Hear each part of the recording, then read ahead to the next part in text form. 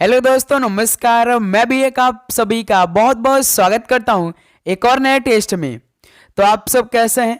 उम्मीद करता हूं आप सब अच्छे होंगे, स्वस्थ होंगे और आप सभी की एसएससी एमटीएस हवलदार एग्जाम 2025 की तैयारी बहुत ही शानदार तरीके से चल रही होगी। तो साथियों, जैसा कि इस टाइम एसएससी एमटीएस हवलदार एग्जाम 2025 को टारगेट करते हुए 40 दिन 40 नए मॉक टेस्ट को हम लोग डिस्कस कर रहे हैं। तो आज का यह तीसरा टेस्ट होने जा रहा है।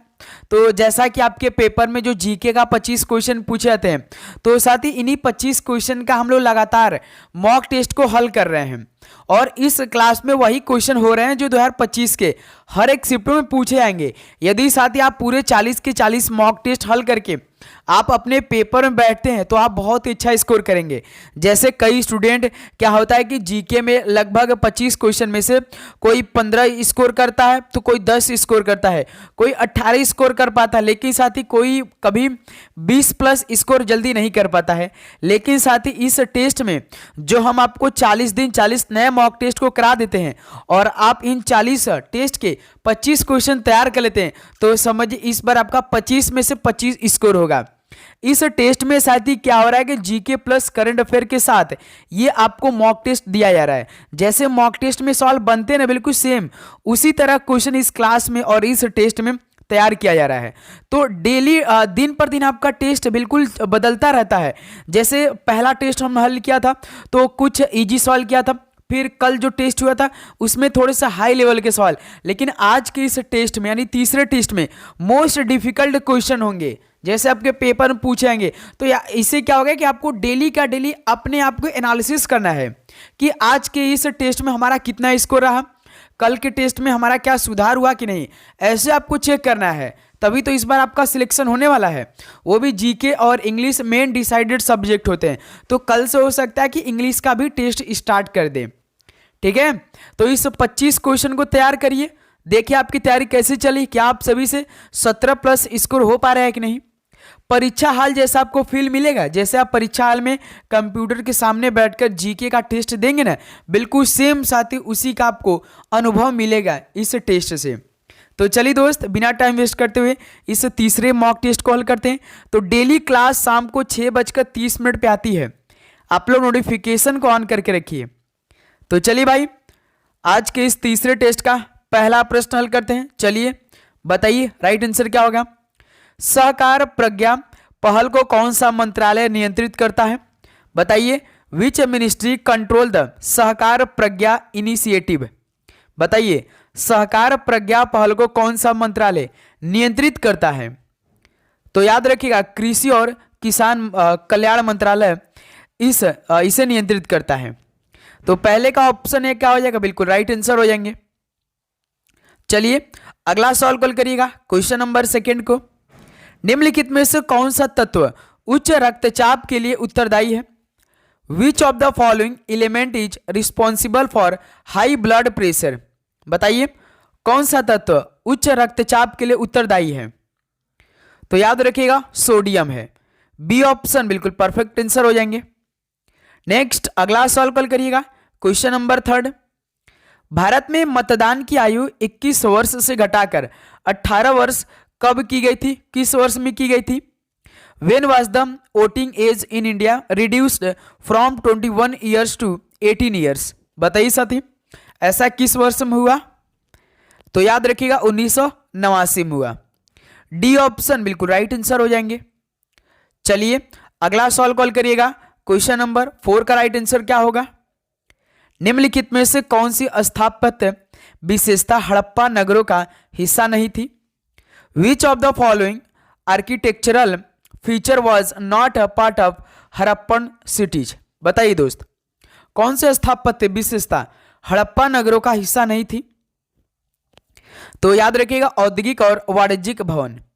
बी ऑप्शन बिल्कुल राइट आंसर हो जाएंगे। ओके, चलिए अगला सवाल कॉल करिएगा, क्वेश्चन नंबर 5। भारत की वर्ष 2011 की जनगणना के अनुसार किस राज्य में हिंदुओं की संख्या सबसे अधिक है? बताइए साथी, इस सवाल का राइट आंसर क्या बनेगा? भारत की वर्ष 2011 की जनगणना के अनुसार किस राज्य में हिंदुओं की संख्या सबसे अधिक है? बताइए। तो यूपी में यानी उत्तर प्रदेश में। बी ऑप्शन बिल्कुल राइट आंसर हो जाएंगे। नेक्स्ट अगला सवाल कॉल करिए, तो इस सवाल का राइट आंसर क्या होगा? खजुराहो निम्नलिखित में से किस राजवंश की राजधानियों में से एक था? बताइए, खजुराहो किस राजवंश की राजधानियों में से एक था? तो चंदेल राजवंश का। बी ऑप्शन बिल्कुल परफेक्ट आंसर हो जाएंगे। अगला सवाल कॉल करिए दोस्त, क्वेश्चन नंबर 7 को। मोरेड़ा में सूर्य मंदिर निम्नलिखित में से किस शासक द्वारा बनवाया गया था? बताइए साथी। द सन टेम्पल एट मोरेड़ा was built by which of the following ruler? बताइए साथी, मोरेड़ा में सूर्य मंदिर किस शासक द्वारा बनवाया गया था? तो याद रखिएगा, राजा भीमदेव प्रथम द्वारा। ऑप्शन सी क्या हो जाएगा? बिल्कुल राइट आंसर हो जाएंगे।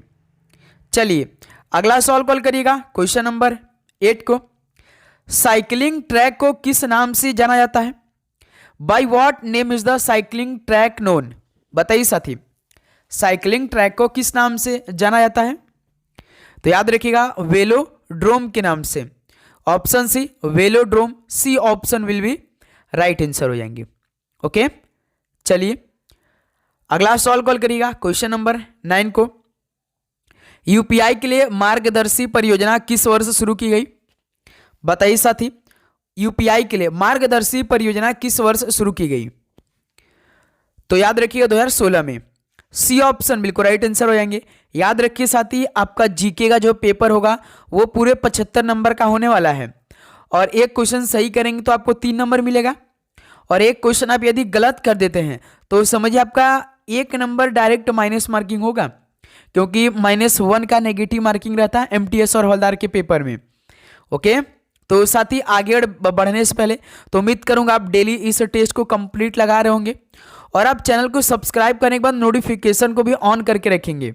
ओके, निम्नलिखित में से किस प्राकृतिक बंदरगाह को अरब सागर की रानी के रूप में जाना जाता है?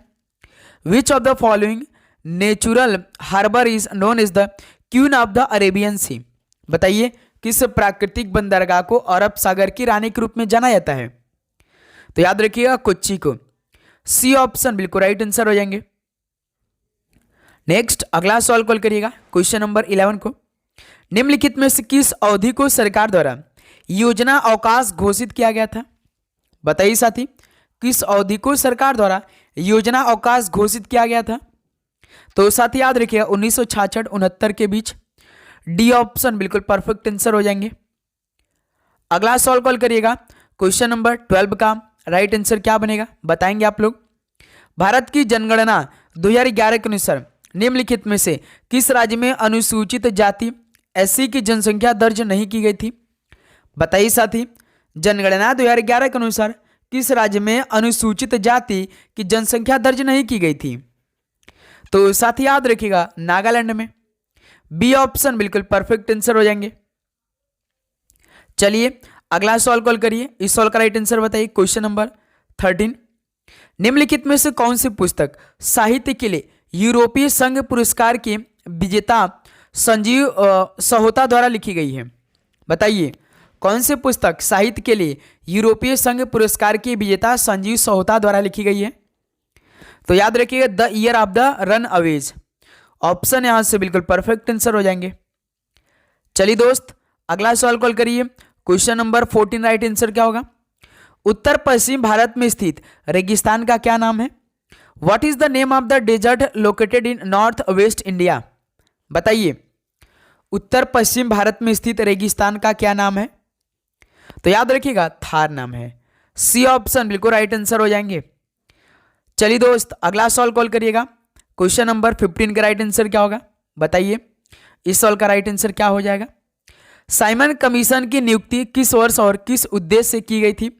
In which year and for what purpose was the Simon commission appointed? बताइए साथी, इस सवाल का बिल्कुल राइट आंसर क्या बनने वाला है?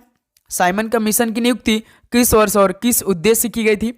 तो साथी याद रखिएगा, साइमन कमीशन जो आया था वो 1927 में भारत के संविधान में एक और सुधार की सिफारिश करने के लिए आया था।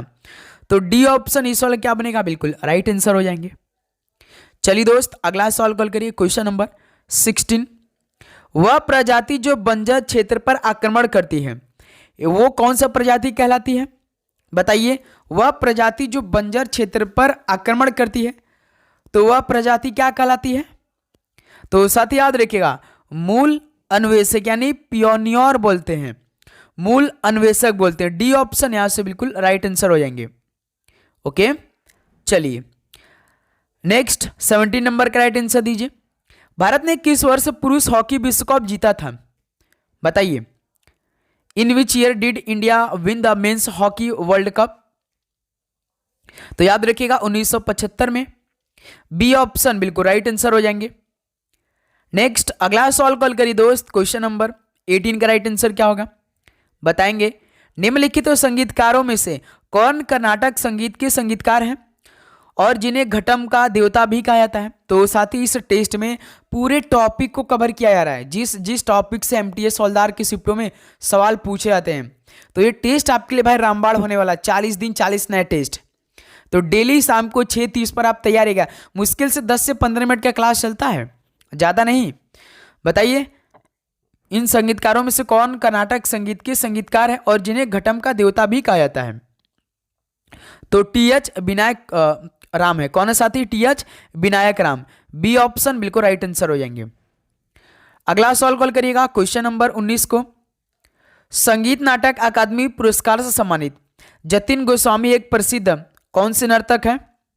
बताइए। संगीत नाटक अकादमी पुरस्कार से सम्मानित जतिन गोस्वामी एक प्रसिद्ध कौन से नर्तक हैं? तो सत्रिया नर्तक है। ऑप्शन सी बिल्कुल राइट आंसर हो जाएंगे। सत्रिया कहाँ का है? तो असम का है। चलिए दोस्त अगला सवाल कॉल करिएगा क्वेश्चन नंबर 20 को। एथलेटिक्स में किस दौड़ स्पर्धा में बाधा दौड़ का उपयोग किया जाता है? In which athletics event are hurdles used? तो एथलेटिक्स में किस दौड़ स्पर्धा में बाधा दौड़ का उपयोग किया जाता है? तो याद रखिएगा 400 मीटर दौड़ में। ऑप्शन सी बिल्कुल राइट आंसर हो जाएंगे।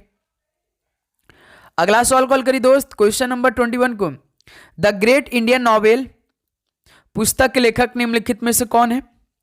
Who among the following is the author of the book the great Indian novel? बताइए दोस्त, द ग्रेट इंडियन नॉवेल पुस्तक के लेखक कौन है? तो साथी शशि थरूर हैं। ऑप्शन यहां से बिल्कुल राइट आंसर हो जाएंगे। चलिए दोस्त अगला सवाल कॉल करिए क्वेश्चन नंबर 22 राइट आंसर क्या होगा? ब्रिटिश भारत की सरकार ने किस वर्ष एक कानून पारित किया जिसके अनुसार ईसाई धर्म अपनाने वालों को अपनी पैतृक संपत्ति में अधिकार प्राप्त हुआ? बताइए। ब्रिटिश भारत की सरकार ने किस वर्ष एक कानून पारित किया जिसके अनुसार ईसाई धर्म अपनाने वालों को अपनी पैतृक संपत्ति में अधिकार प्राप्त हुआ? तो साथ ही याद रखिए 1850 में। ऑप्शन यहां से बिल्कुल राइट आंसर हो जाएंगे। चलिए दोस्त क्वेश्चन नंबर 23 राइट आंसर बताइए। निम्नलिखित में से किस असमिया पार्श्व गायक को 2019 में भारत रत्न से सम्मानित किया गया था? बताइए। किस असमिया पार्श्व गायक को 2019 में भारत रत्न से सम्मानित किया गया था? तो भूपेन हजारिका को। डी ऑप्शन बिल्कुल परफेक्ट आंसर हो जाएंगे। नेक्स्ट 24 राइट आंसर क्या होगा? बताइएगा। यामिनी कृष्णमूर्ति निम्नलिखित में से किस नृत्य शैली की नृत्यांगना है? बताइए। यामिनी कृष्णमूर्ति यह किस नृत्य शैली की नृत्यांगना है? तो याद रखिए दोस्त कुचिपुड़ी और भरतनाट्यम की। ऑप्शन यहां से बिल्कुल राइट आंसर हो जाएंगे। अगला सवाल कॉल करिए दोस्त क्वेश्चन नंबर 25 को। अंबुबाची मेला असम में किस मंदिर के परिसर में आयोजित किया जाता है? बताइए। अंबुबाची मेला असम में किस मंदिर के परिसर में आयोजित किया जाता है? तो साथ ही याद रखिएगा कामाख्या मंदिर में। डी ऑप्शन बिल्कुल परफेक्ट आंसर हो जाएंगे। ओके, तो साथ ही तीसरे टेस्ट में यह 25 क्वेश्चन कंप्लीट हो गया। तो बताइए आप सभी का इन 25 क्वेश्चन में से कितना स्कोर रहा? सभी साथी बताएंगे वो भी ईमानदारी के साथ। बताइए फटाफट आप सभी का इन 25 क्वेश्चन से कितना स्कोर रहा? तो उम्मीद करूंगा दोस्त आपको हर एक क्वेश्चन तो सबसे पहले याद हो गया होगा, 25 के 25 तैयार हुआ होगा इसी क्लास में।